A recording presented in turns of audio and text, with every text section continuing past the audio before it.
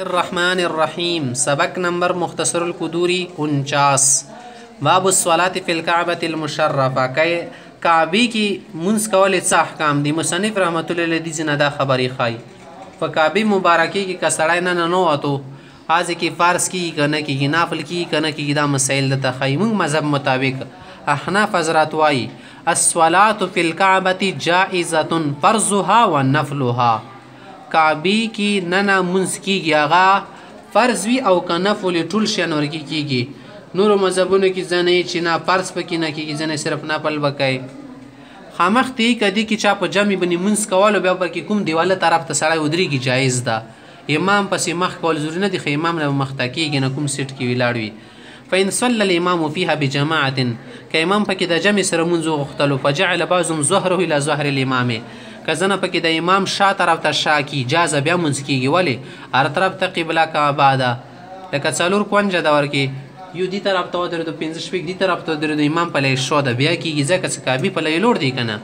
خو ومن جعل منهم وجهه إلى وجه الإمام جازه، که یو ورکې ودرېد امام مخ طرف ته یې مخ کړلو، لکه دې طرف نه دیواله نه یې لوړ ده، د بله دې طرف نه ور ودرېدو بیا سیده ویلې هر طرف ته کعبه ده.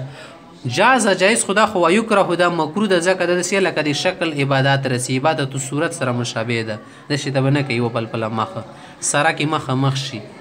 ومن جعل منهم ظهره الى وجه الامام، که یو سړی ده هغه شو د امام مخې ته وګرځوله، څنګه د هغه نه مخکې به وداري هله د شو رسي، لم تجوز صلاتو، دې مونځ بیا نه کېږي ځکه د امام نه مخکې ودرېدو.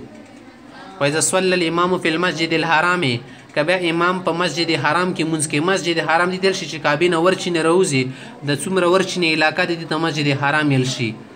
دې ځای کې خال ګیر چاپېر کعبې نه تاویږي لمونځ کې، لکه خال ورپسې تور شي تور شي دشی ته. تحلق الناس حول الكعبه، خال به د کعبې نه ګیر چاپېر حلقه جوړه کړي. وصلوا بصلاة الامام، ټول د امام په شان دی لمونځ کېدو، ټوله لمونځ کېږي. فمن كان منهم اقرب الى الكعبه من الامام، که یو سړی د امام نه کعبې ته نږدې وي لوړ و دیواله ته جازت صلات وي، د هغه لمونځه کېږي.